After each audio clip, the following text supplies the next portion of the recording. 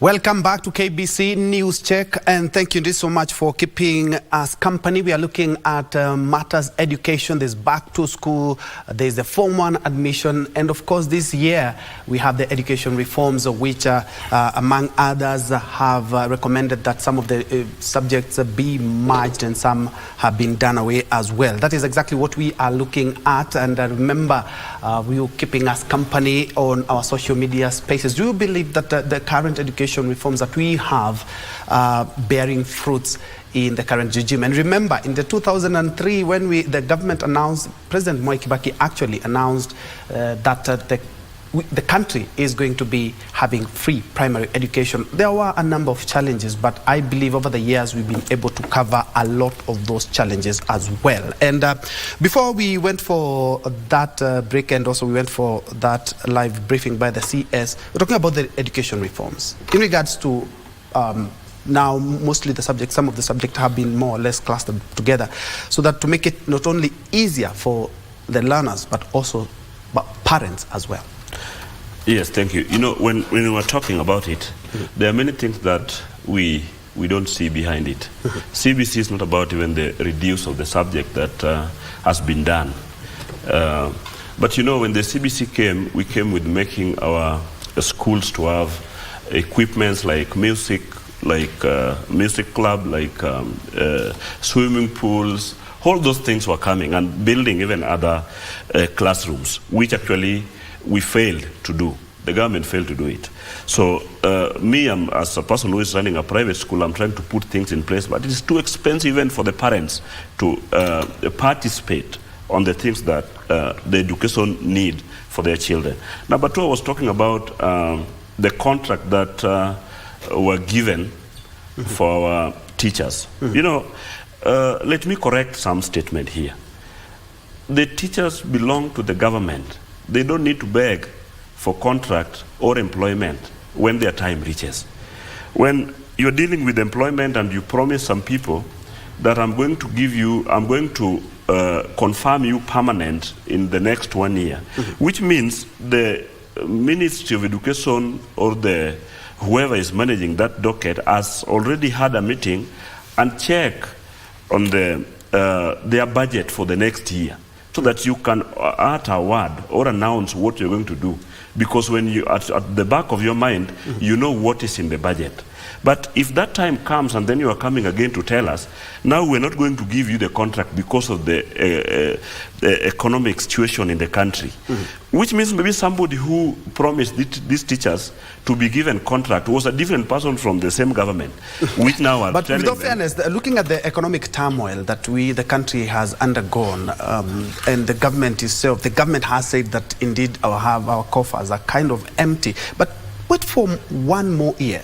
The SecGen has mentioned that it was a similar situation in 2010, and those teachers were confirmed and given permanent and pensionable after what, 2 years, 2 or 3 years? 2011. 2011. Yes. So that's 1 year. 2011, that's almost 2 years. And again, when we talk about economic situation in this country, somehow I don't understand what we are talking about, because it's the same government which is running building house initiative with all the money that we are giving out as task. What if we could actually think of, can we just pay tax to make sure that we stabilize the Ministry of Education, so our children get proper education with all enough money to manage the education system? Number three, what I'm still not comfortable with, we don't need to play. We have two things that we cannot play with. You cannot tell a patient who is admitted at the ward that the medicine that you are supposed to be treated with, we are still thinking or doing research on how it can be mixed to treat your disease. There's no point of us discussing now on how we are approaching a transition, and our children are in school, and we are still thinking on what was not made right for a person who already in the school sitting, waiting for the teacher to come and teach. Number three, last term, we had all this subject. Now, I had they're being combined in one to reduce the number of subjects that the children are going to learn. If we combine them, we're still giving this child a heavy task to do, because it's just 1 + 1 + 1 + 1 in one book. You know, there's nothing that we are doing. You know that the ones who are learning, not us. We are actually. When I was talking about this, you can just give me. I believe because I know they were discussing. I was quiet and I was listening to the points that I want to discuss in this matter. We are not fighting. We are not in different political groups. Very true. But we want just to make sure that we talk with the Minister of Education, because even my colleagues are not coming from the same. They're just standing in to represent the parents and the school and the children that we are talking about. What we want to do, we want to polish it for us to come out with something. I was talking about what we call going back to the community and talking with the parents. You know, before we go to this new transition, there was no proper engagement between those who were sitting, maybe 20 people in a panel, to discuss the whole education changes for the whole country. We were supposed to go back to the school and we discussed. I remember before we come to CBC that is now giving us stress, there was a lot of discussion. I was here to discuss about it. When the parents were saying this thing is too expensive for us, we are not going to manage it. The government itself said here that we are not going to manage this because it is too expensive. I was so happy when Ruto took power. Because he mentioned during his campaign that we are going to reorganize and we're going to have a discussion on the CBC. Those are the things that he was campaigning about. Yeah. When he collect the people together to start discuss about this, to me, I was jumping, saying, this is now my president. He's going to make sure that we go back to our 844 when we are organizing for the new transition. All right. No, because the train has already left the station. We are no longer. That's why I'm coming. That's why I'm coming. So before we utter words, like I'm happy that the president and this country managed to employ 56,000 teachers. That is correct. I have no problem against it. But even out of these 56, we still only have 2 teachers in a school, a setup of a school.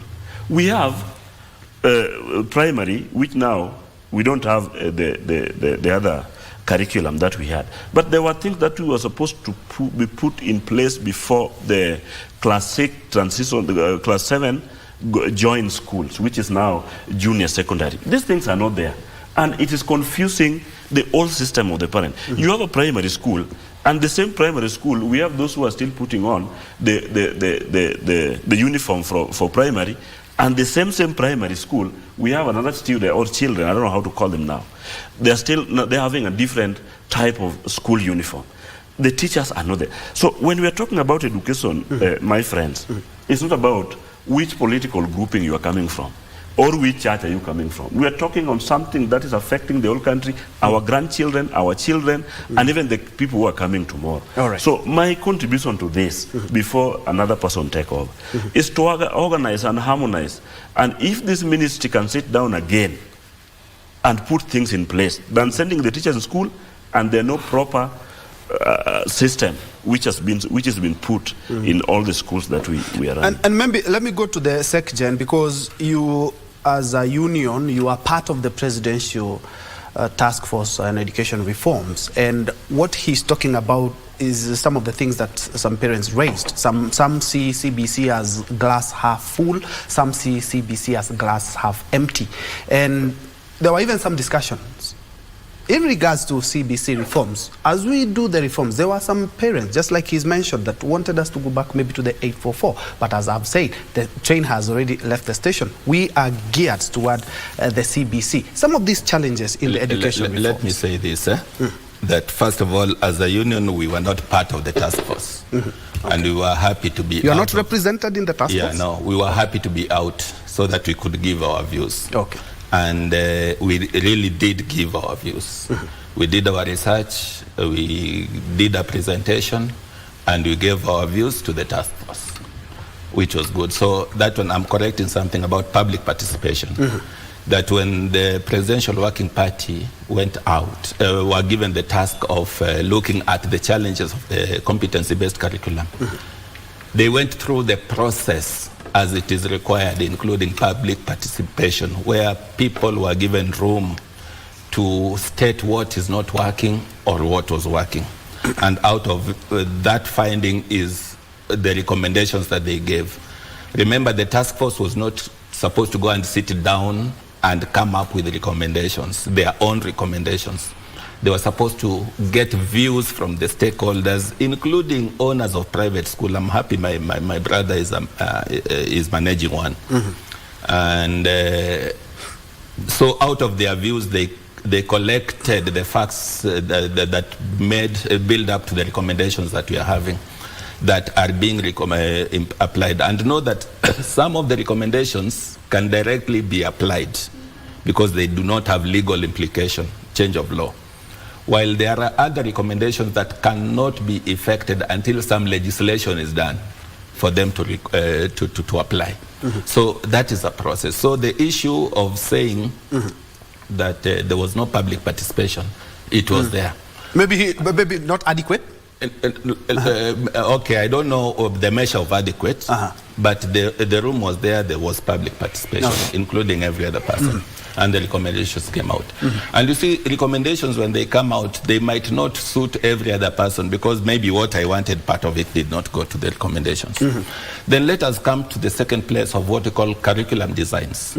Because personally, I sit down in 2 committees at KICD, which deals with curriculum designs. Yes.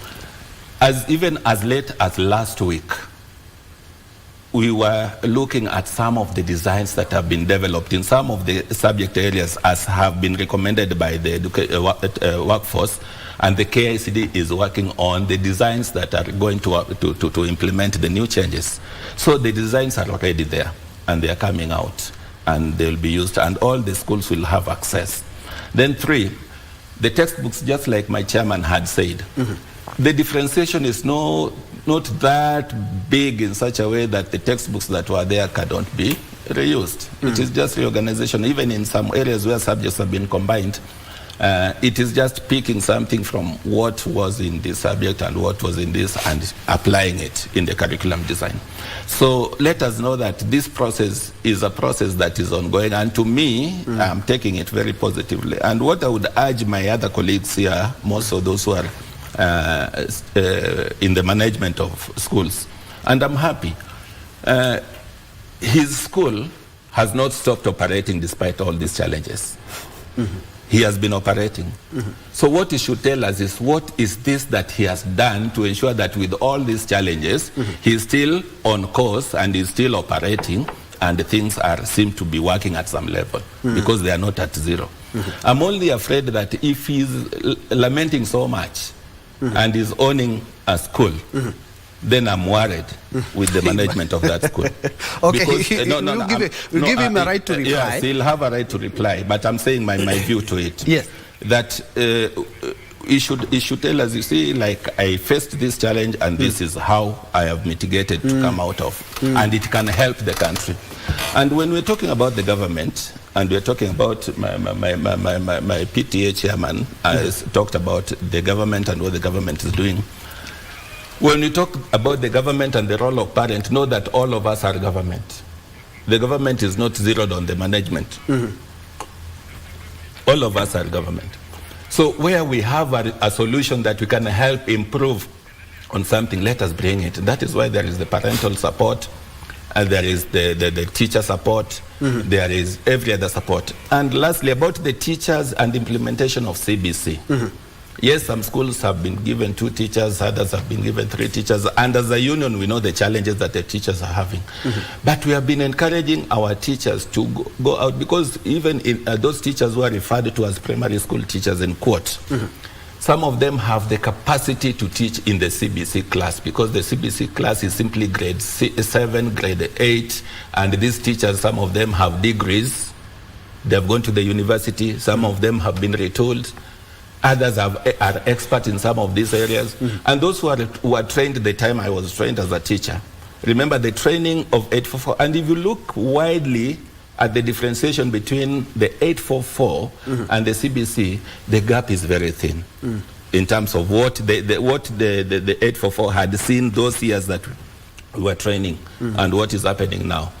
Because if it is the technical aspects, when we were in college, we were trained the technical issues about the woodwork, the music, the art and craft, the home science, music, all those things.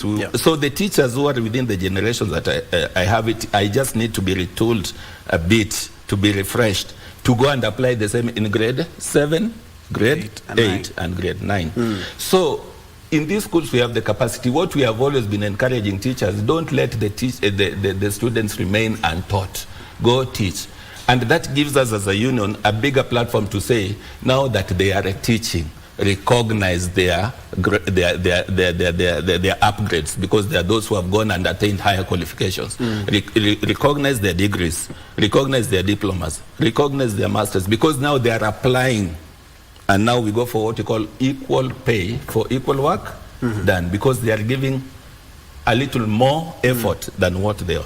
So that is the level that I want us to understand, that this is where we are. The curriculum designs are being made, the textbooks are being approved, and everybody is up and working. So that we, and I want to repeat, so that as stakeholders in this field, yes, these challenges, we are working with them. We cannot go back to 844. If people are preaching about 844, let us forget. If we are leaving CBC, we will go to something else, a different curriculum, which will now take another. And it's a good thing that you the back and forth. I love it, because he will be able to tell us what are some of the adjustments that even schools have had to make.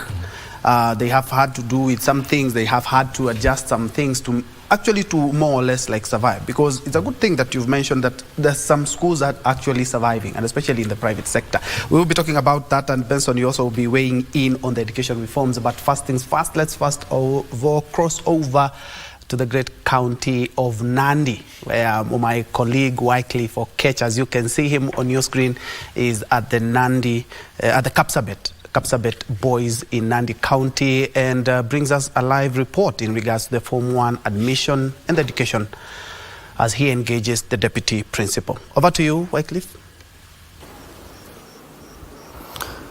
Thank you, Ben from Nairobi. It is the Form 1 admission week, and what a wonderful interview you're having in studio regarding the transformation, the transition from the 844 curriculum system on to the CBC that is characterized with the junior, secondary, and all the aspects that characterize it.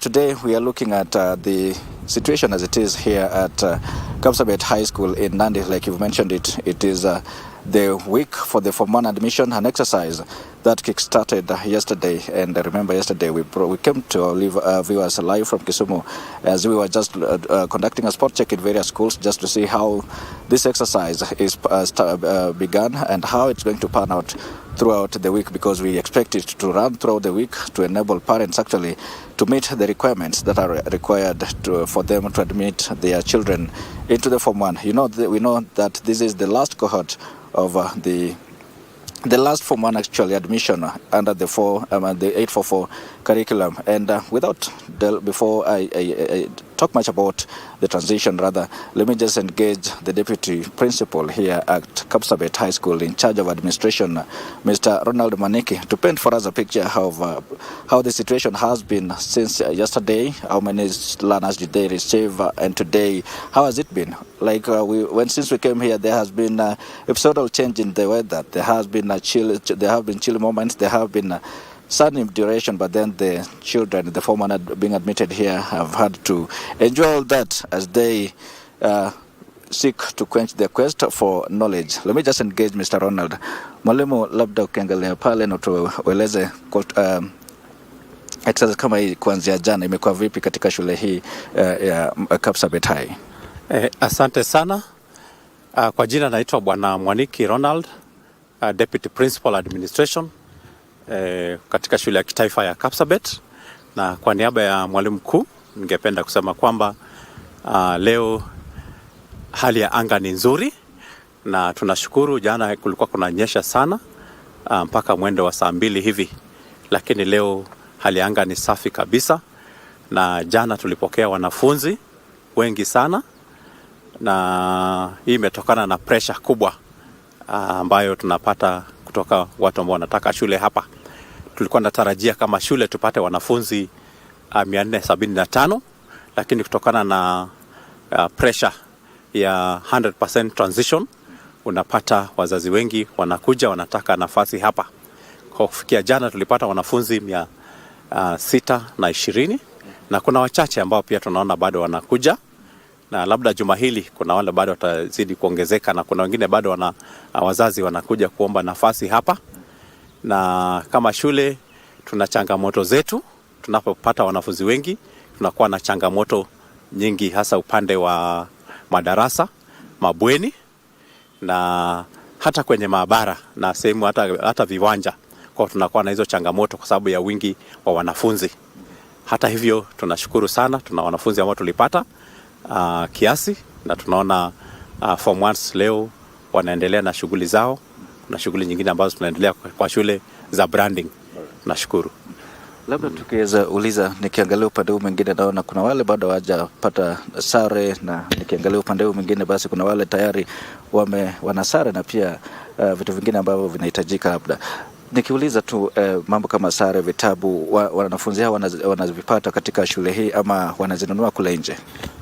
Kwanza wale ambao wanaona upande huu ni wale ambao wanaingia saizi, kwa wanaendelea na admission process, hawajamaliziwa.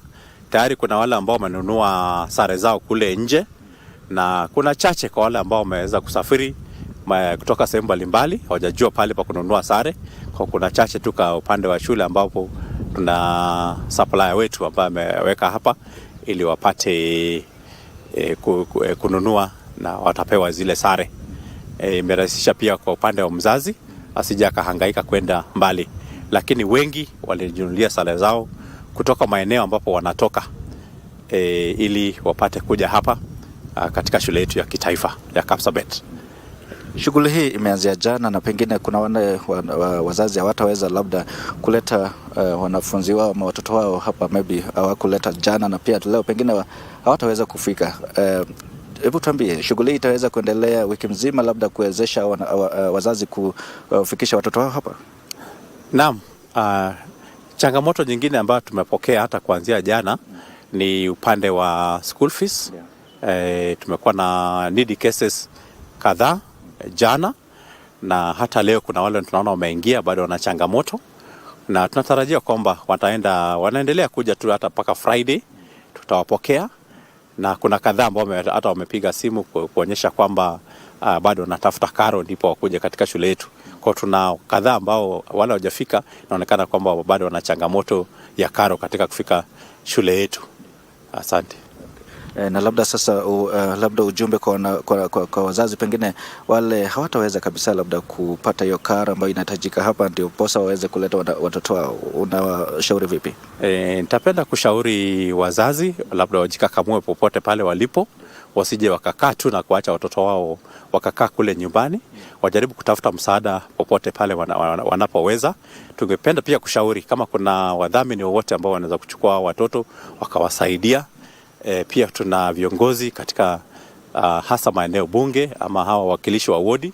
Kuna hii ambayo tunaita CDF, ikiwa wanaweza kupewa huo msaada itakuwa ni vizuri, ili wapate kuendelea na masomo yao, na hii itawasaidia sana wapate kuendelea, wasije wakaozea kule nyumbani, ilhali wana nafasi ya kuja kujiunga na shule na hata kugeuza maisha yao ya hapo baadaye. Kwa hiyo tunashauri sana wale ambao wanaweza kujitokeza, wahisani, hata marafiki, majirani, tafadhali tuwashike hawa watoto wapate kujiunga na shule mbalimbali ili wapate kuendelea na masomo yao. Nashukuru sana. Asante sana mwalimu.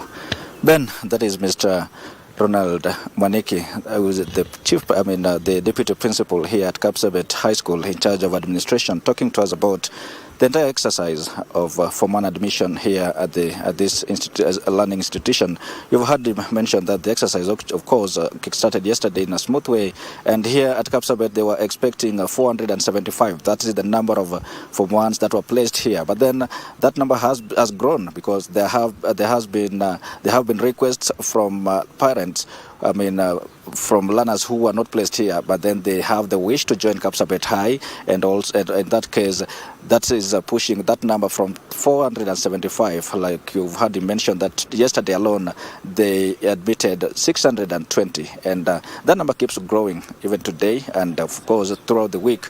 They expect the number still to continue growing because this is a national school, and it has to have that national outlook. And now they are opening that window for even parents who are requesting for chances here at Kapsabet. But then they have to take care of the accommodation. They have to assess the accommodation availability and also the learning facilities in terms of classroom and also even the laboratories, so that they don't strain those facilities even as they absorb learners here at Kapsabet High. The process is smooth. Once the learners get there, there's a place for them to register and be issued with the uniforms and other available materials. Thereafter, they move to the background, the other side, which I believe you can see in the background. That is where the branding is happening.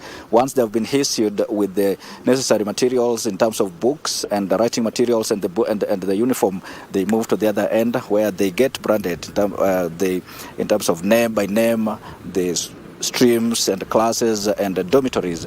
That is the exercise that is going on here at Kapsabet, just like any other school throughout this week. Well, Ben, that is it from Kapsabet. Let me hand it back to you over in studio so that you can continue that wonderful interview. Back to you, Troy.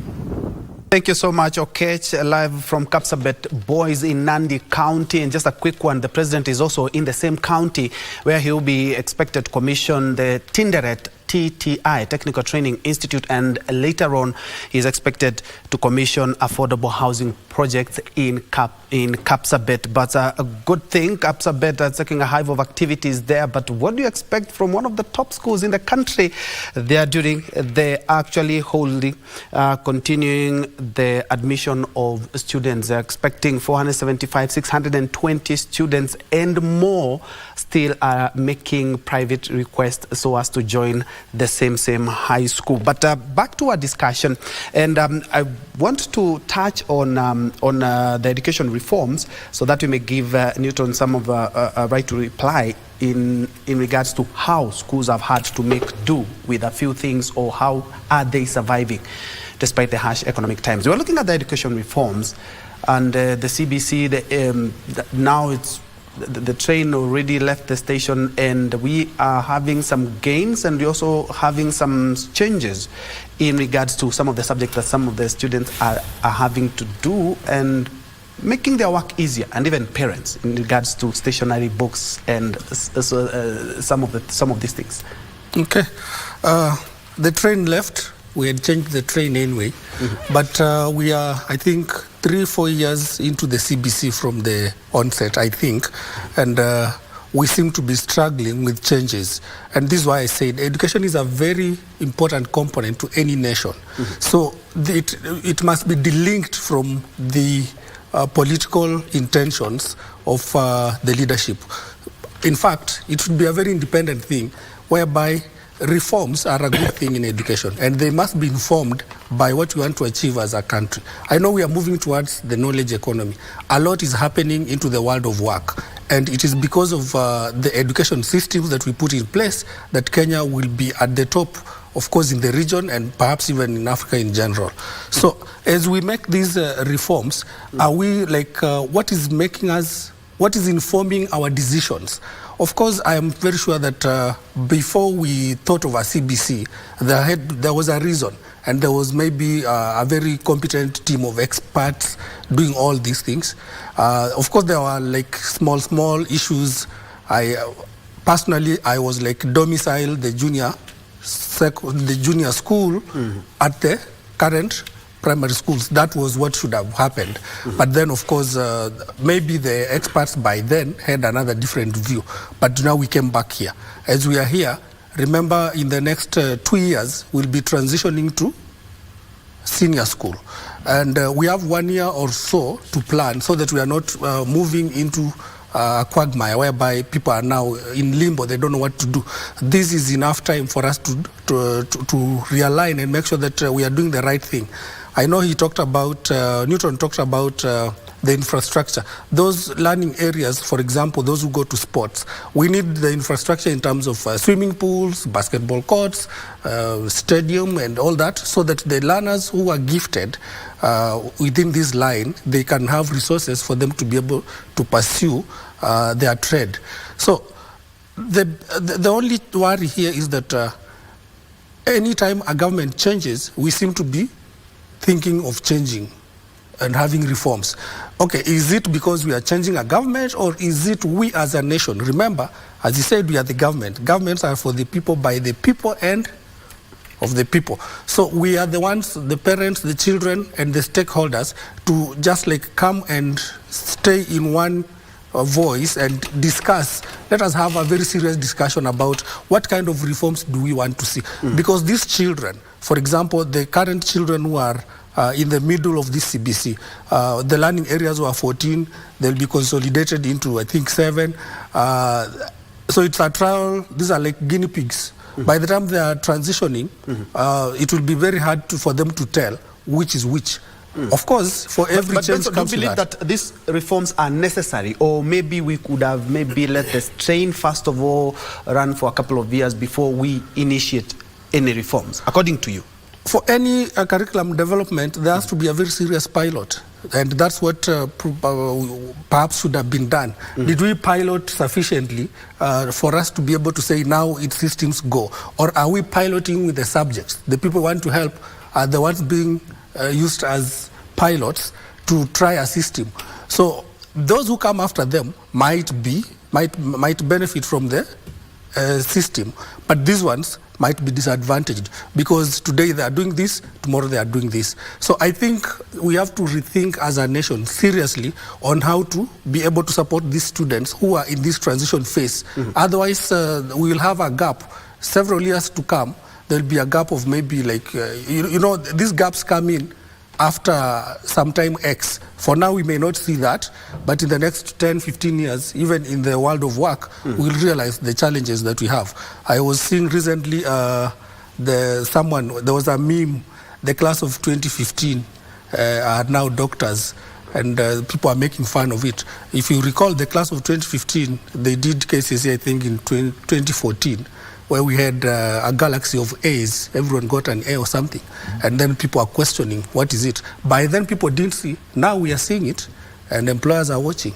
We have to do it the right thing. There are no two ways on this. And Newton, looking at the CBC, it's more or less result-oriented and hands-on as opposed to the 844. The infrastructure and resources are more required than was the case in 844. Because, for example, when I was in school, if at all I had all the sporting facilities that I wanted, I'm sure I would be either in the sporting field or I would be in the sporting sector. But now there are a lot of things: classrooms, infrastructure, libraries, laboratories, and also the learning environment, despite the fact that this is something that we cannot say that CBC has been here for the last 10 years, so we can maybe take a few things from one side, take them to one side. We are still more or less like in the experimental stage. How have you had, more or less, being a private citizen who is operating a private school that doesn't get any government capitation or scholarship, have you had to adjust because of the harsh economic times as well? Thank you. That's why I was stating here when I started that we are in a confusing state of education. Number one, we don't have a private child. We can only have a private school, but not a private child. I said my team were out there looking for the books, because now we're in the second week of opening, but the books are not yet there. If I can feel it from the private sector, what about the public sector? Because I heard the government said that the books are already in the printers and they will be out soon. Out soon after 2 weeks or the third week in classroom. Let me tell you when I'm concluding, that education is not something that we need to practice. That we don't need trial when it comes to giving a child education. As my learned friend said here, that the ones that now we are practicing on will have a big gap compared to those who will be coming. I have nothing against the CBC education system, but the preparation was not done in the correct way. When you want to transit from this year to another year, or this level to another level, then number one, you must first organize where you are heading to.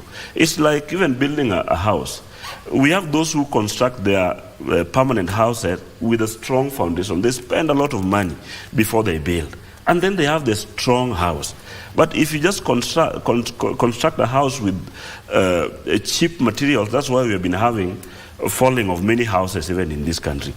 Education is like a strong foundation to any child. And that's why I said before we started, whether I'm running a private institution, I don't care. But I care on what we are going to give this child as a person. In my school setup, I had my friend here saying maybe he's worrying about my school. My school, me, I'm ready. I have swimming pool, I have library, I have computer, I have those things because I'm private. But the child that we are taking there is not private, it's a public child from this nation. That's why I said that we have birthright to get the right things, and that's why we are paying tax. So these things that we always put aside, we are putting aside this money, we are doing this, or in the education sector we have done this. It is not something that we need to try.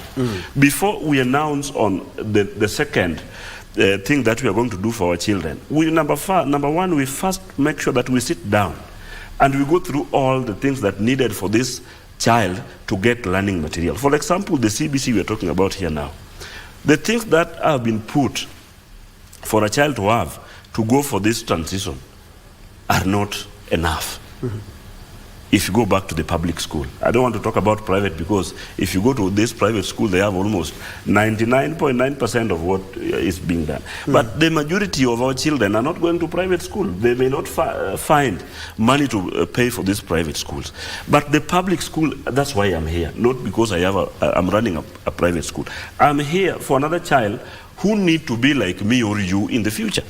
And the transition is yet there while there's no materials to put in place. So I'm just requesting the Ministry of Education that the best thing we need to do, and they need to advise the President, that before we announce this, we have to work it out this way. We have to go back to the Treasury and know how much do we put for the education sector, so that when we are going to announce something, already we put things in place. Before I was called to sit here, I knew there's a chair I'm going to sit on. I'm not going here to stand and talk. Before we go to the new transition, we need to put things in place. If it is swimming pool for the school, because now we are teaching these children, this thing is in the syllabus, but we don't do practical things. We are being told, the child need to know the music. From where? From the reading of the book? We must have a guitar at the school. Do we have one guitar or piano in public school? No. We have public schools, which now we are in the new transition without no Kenya power. And you're still expecting that this child is going to learn as the same as a child in private school, which the owner has put everything in place. When they are going to sit for their national exam, and when they are going to come out to look for other colleges, you will find the children who have been private school are now passing or pursuing good school than other children from the public school. My last word is this. You remember I heard you say here that there was a year that everybody was getting A, which is okay. They wanted to go to these big universities and get. But when they go there, they don't get. When you get A plane and you've been taken to do medicine and you fail in all sciences by truth, not by what was being announced as your result. They are failing and they're coming back. They are all the people now riding motorbikes in the community because they did not perform. They left the university. All right. So let me tell you before I finish. I'm finishing. Before I'm finishing. Just give it time because this is a very strong statement that I have to tell my friends here. Before we give anybody, a child, a thing to do, we need to think, what are we giving this child? But this thing, is it going to help this child to be as me or you or the president? So I agree 100% with the transition. Don't mark me wrong. Okay. And what I want the government to do now is to go back to the Treasury, find out how we can get money to make things work in a better way. And the teachers who have been complaining about contract, even as we speak, we have some people who finished from 4 last year. They want to do education. They want to go to this college, teachers training college.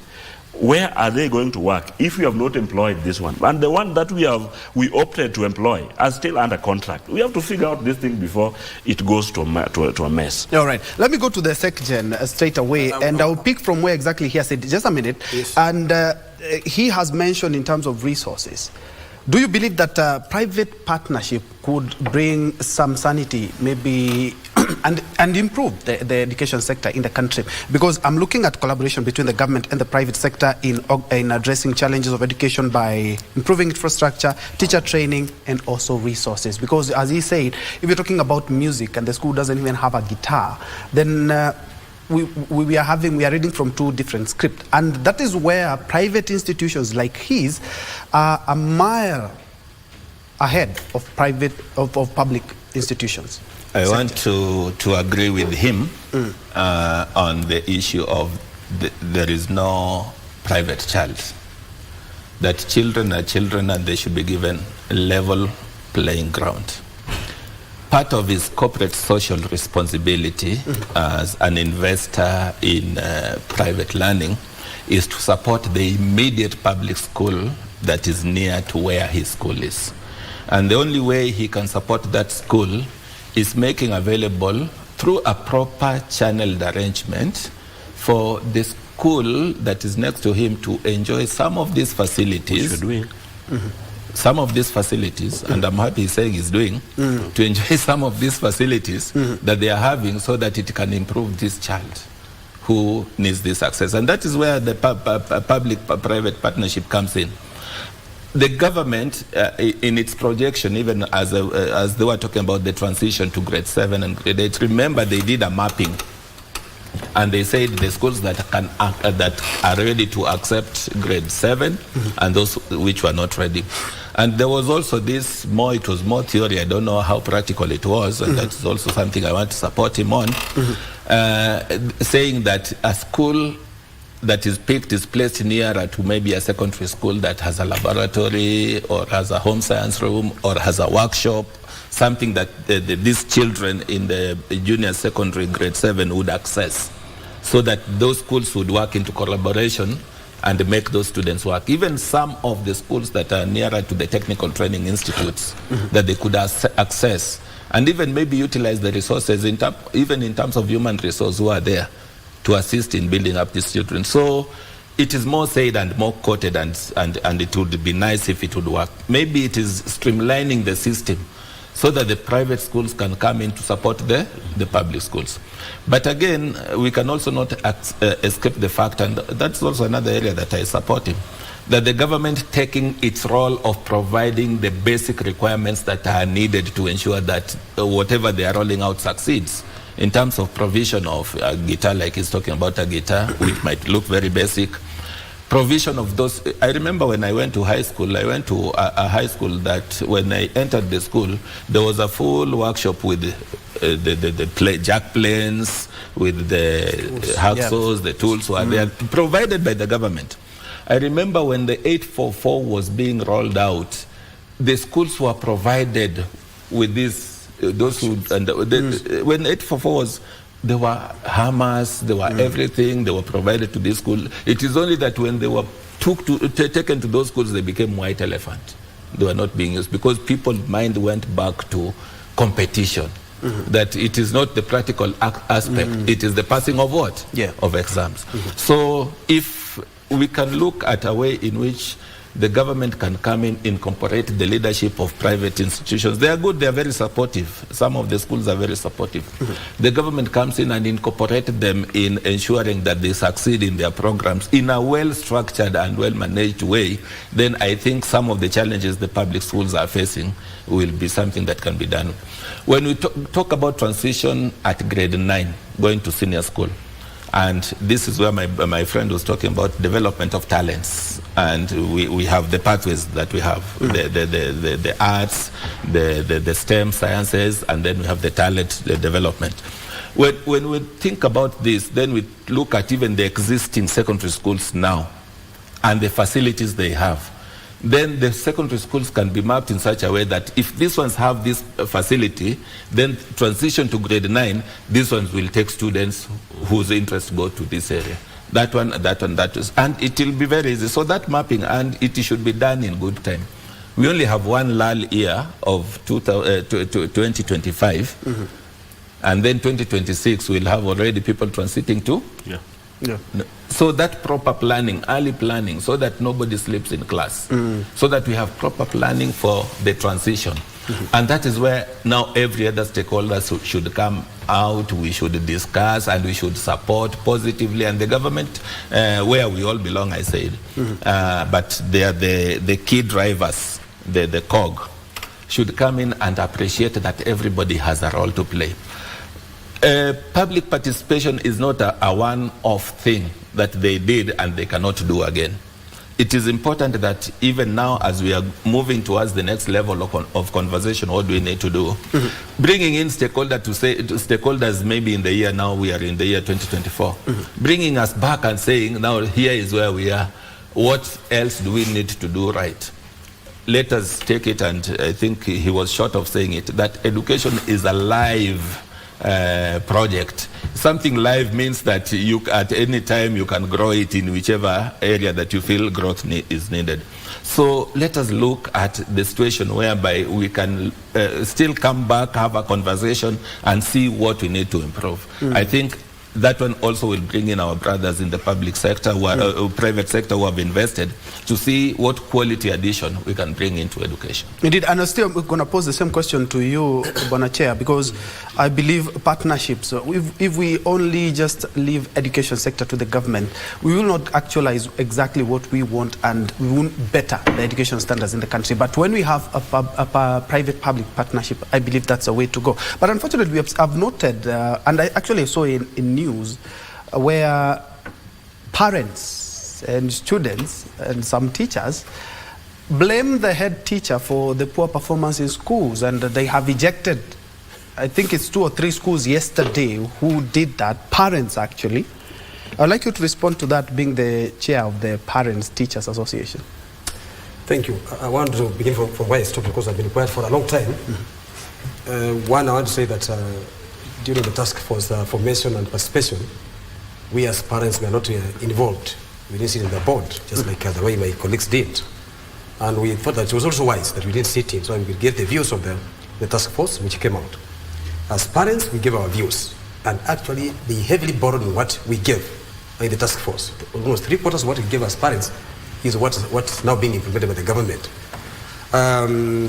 We are saying that reforms are very crucial. And with the reforms in CBC, there are changes. Parents have accepted that the changes are coming, and they are seeing the fruits that are coming, positive fruits. And we ought to be encouraging now the parents to make sure that CBC succeeds. We don't compare the present and the past. We say the past is gone, the new is coming. So we go by the new and say, let us now support the government in place to have CBC succeed. That will be very good. The president has committed himself on supporting CBC, and he has said, and that's why even there's money being sent to schools. Whether he's building houses or not, that's not our business, because we also need the houses. I would say that. There are parents in slums who live in very poor kind of conditions. Even if you give them very good education with their children in slums, you can see me coming, I'm the chair of parents, I live in a very good house. When my neighbor's child in the slums sees that I'm coming from a good house with my child, and he or she's coming from a very poor house in the slums, you know, even if the child goes to class, there's that kind of comparison. That why can you also get a better house there? The chairman's daughter or son. So when it comes to the issues of houses, that's the work for the government. We leave the government going with that one. But in the education sector, we are saying that, as you say, we need teamwork. And teamwork, where we get it from that, the private sector plays a very big role in the supplementary education in this country. If we didn't have the private sector, the private schools in this country, I can assure you we will be having billions and billions of children out of school. And we'll be having a very difficult moment in this country, because we'll be having youth that have not gone to school, and they'll be like hooligans now causing trouble. So we need to work as the government to be very close, to work in the close terms with the private sector, even to borrow from the private sector, to learn from them, just like the way the private sector is also learning from the government. That partnership must come in. We as Parents Association right now, we are very much willing to work with the private school sector. You know, I want to say this clearly, that Parents Association is the National Parents Association of Kenya. It is not the National Public Parents Association of Kenya. So we talk about every parent, and therefore we don't have a private child or a public child. We have a Kenyan child, because we are all the government. So I say that teamwork is very important, that the Ministry of Education or the government should work closely with the private sector. The government should work closely with the parents, because parents own schools. And when they are left out, like in this task force committee, the parents didn't sit in. And no, when you fail to sit in a committee like that one and you own schools, somebody else is talking on your behalf and you're not there. It's like somebody going to negotiate dowry for your wife and you don't know how much money you are ready to pay yourself. That's very dangerous. So because they brought our views now and we're not there, we were very happy that what we gave was taken on board and it's now being implemented. So that's very much okay. When you talk about the issues of CBC, I want to clear on this and be very clear that CBC has picked up. And there is no way we can go back because 844 was like a thorn in the flesh.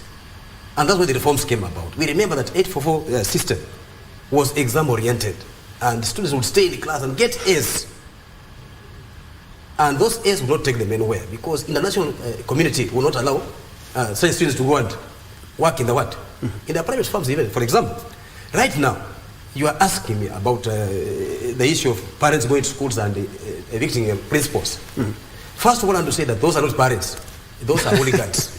Those are not parents. I represent parents, and they always seek advice from my office before they can take. But we have seen some of them actually even interviewed, and they say that indeed my kids scored. Use them right? This is on this. I'm parent so and so or what? You only saw people on motorbikes. Those are border. So I want to tell you the truth. But it has happened. Okay, Bona Section. Let's assume it's a genuine. Let's assume. Just a minute. Let's assume it's a genuine case of. Parents have ejected. I understand what you're saying. It's a bit. Let's assume. I will assume that I'll say I'm assuming maybe they were parents, but for me, I will also say that they're not parents because I saw. Are you telling me in your desk you've never received such a complaint that a teacher was ejected by parents because of poor performance? I'm coming to that. I saw what happened, and we as parents we made a question: how can a whole lot of 48,000 students get E's in schools where there are trained teachers, where there are trained principals, where there are boards of management, and where there are parents? So, whom do we blame first? We have to ask the parents. For all the 4 years, what efforts did they make if they knew that that principal was not performing before now to go and try to work with him closely? We are asking parents to take schools, to take schools and own them and advise on where things are going wrong. Not wait when they are wrong, then they now speak. Like now, if the E's have been got in those schools, even if you go there and send away the principals, will you change those E's? You can't change them. But had the parents worked together as a committee with the principals before that, there could have been a solution. So these are the things we are saying, that let the government also involve parents and even the private sector and even the teacher unions and other even NGOs in the education reforms, work together and change some of these things. I will tell you, there is nothing as embarrassing as I saw in a school called Isongo Secondary School in Kakamega. Yes. Where a principal was being carried like a piece of paper by hooligans, not even parents. It was very serious. This is an officer, a very senior officer of the government, who has been employed in that work in that institution. Parents, principals don't do exams. All right, because of the interest of time. Yes. I'm quite sure you've received these complaints where a teacher has been ejected. Yes. How have you addressed that as PTA? I have addressed this in the media, and even in this media here yesterday.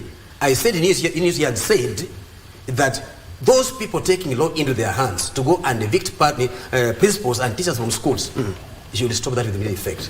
Secondly, I said that the Minister of Education should intervene quickly, and even the Minister of Internal Security, to make sure that principals and teachers are protected. And if there are issues that need to be addressed on the ground where those issues are arose, let the stakeholders come together. Parents come together with the principals and the Minister of Education officers and parents, we, National Parents Association, we sit together and understand what is the cause of this. We can have a better solution than the people taking law into hands to harass officers. Yeah, because at the end of the day, if it's a principal is ejected, where do you want us to take this principal? Because even if he's taken to another school, that school might bring issues in regards to that. Maybe you can add your voice as you wrap up. Yes, I want to add my voice and say that I saw a circular that was released by the Ministry of Education. And the circular was clearly talking about this issue of arrests in schools because of results. And the ministry was so concerned, they were saying that that should not happen and that there is a better channel of airing grievances than doing what they are doing.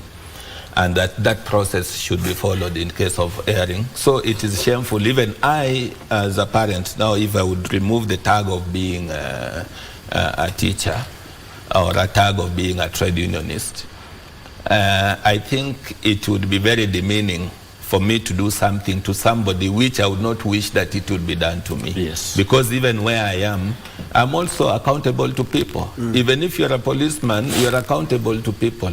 Even if you're a border rider, you're accountable to people. The kind of demeanor that you'd want to be given, you'd want not to be given, to be done to, should not be done to the other person. There are better ways of handling matters of administration. And two, results of the school, and I want to put it very clearly, do not belong to the head teacher of the school. The results belong to the stakeholders of the school, where when we talk about the stakeholders, it means we have the teaching fraternity, we have the parents fraternity, we have the people who give input, and we have the students themselves. The results belong to all of them. Community. So it is the community. So they should discuss the challenges that they have, and that is why in every school we have two levels of organizations, of administrations that can also be queried. We have the board of management. The board is an appointed body by the government to look at things on behalf of the government. Then we have his organization, the Parents Teachers Association, which also assist in running to ensure that that school have everything that they need. Then we have the teachers there, and then we have the students with a students' body there. So I don't think that the head teacher should be the most great sinner in that school if we don't look at the structure of managing the school. So if there is anything that every other person thinks about the grievances that they are facing in school, and let it not be geared towards the results of exams only. It is even because the results of exams is not the end. We have the way of producing the product. If you feel that the quality of the quality of the way education is being given in that school is wanting, address that issue before you go to the exams and wait for the results and then you. So it is a whole process of how the results have been generated. The teaching, the provision of the required tools, the capacity of teachers, the infrastructure that are needed, lesson attendance by the students themselves to come to school. Look at everything and look that everything is put in place so that you look at the end product. So it is not the end product that should count. All right. So everybody should be accountable. All right. And as we wrap up, Ben, we are looking at CBC being the feeder to universities and tertiary education. How do we empower TVETs? Because even when you look at the jobs, international jobs available now, they need technical expertise. And the universities, we are churning out close to 50,000 every year, and the jobs are quite limited. How do we empower TVETs to ensure that somebody can be self-reliant even after completing CBC and tertiary education? I think the good thing is that at one point, I think the current president, when he was in higher education, he was pro-TVET, and it's a good thing that now he's in a position whereby he can continue championing for this. Because at one point, the universities had swallowed up the TVETs, and everyone was going to do a degree. Remember the analogy I gave on the 2005 class. There has to be the TVETs that are very well resourced in terms of developing skills. We are talking about the CBC at the basic education, but then at the higher education, my prayer is that we are having a similar conversation to harmonize the skills vis-a-vis the market, what the market needs. For example, we are talking and we are seeing of AI, many things are happening, changes in the ICT world, and the jobs are shifting. So we have to take into account these changes as we build the society. So I presume that we are having a conversation at that level, both at the TVETs and at the university level. So we need to come up with the courses, rationalize. If there are courses we have to do away with because they are obsolete, we have to do away with them. We can't be having courses that are obsolete, taking up a lot of resources within the sector. Just to talk on the parents, I know border guys have been hit. I think they might have a right to reply, but unfortunately, you don't have one here. But indeed, so I think those people, were they parents? If they are parents, I presume they are in the current generation and they went to school. So if they went to school, Martin Luther King said that the function of education is to teach someone to think intensively and critically. Of course, there has to be some intelligence in someone who has gone to school with a character. It is very wrong for a parent to wait when results are around. I've just come, then you go shouting and bullying teachers because you are demotivating the whole entire workforce in the education sector. Okay. Yes. Okay, and because of the interest of time, allow Newton to wrap it up for us. How do you circumvent or work around these challenges that we have in the education sector so that we may strengthen CBC? Because as we say, the train has already left the station, to ensure that even afterwards, anybody who has gone through CBC can even later in life enjoy himself in his own work, not necessarily depend on others or even depend on the white-collar jobs. No, I think the CBC is just good. The problem is that the implementation, as we have been saying here all along.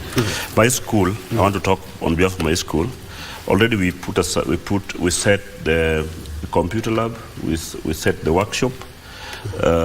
We had all those things that we need for the CBC learning, and I'm very happy to tell my constituents and the schools around my school that we'll put them in our programs. We are even doing good in agriculture.